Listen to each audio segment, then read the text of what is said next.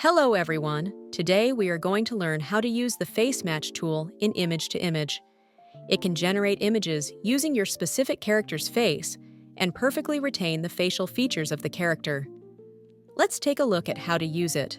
First, click Image to Image in the global sidebar and select the art style you want to use. Dzine offers you a wide variety of style types to choose from freely. This time, we choose Timeless Illustrated. Then, upload the original image you want to generate. Please note that it must be a realistic portrait, preferably one where the facial features can be clearly seen from the front.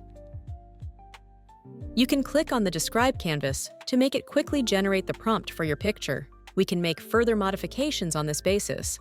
In this case, we can change the sweatshirt to red.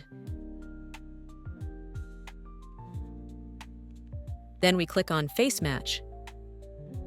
Face Match supports recognizing the faces of up to 4 people at most. Click Generate and wait for a moment.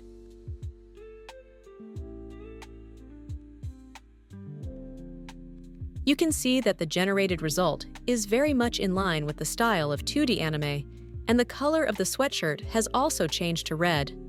Most importantly, the face restores the image we uploaded.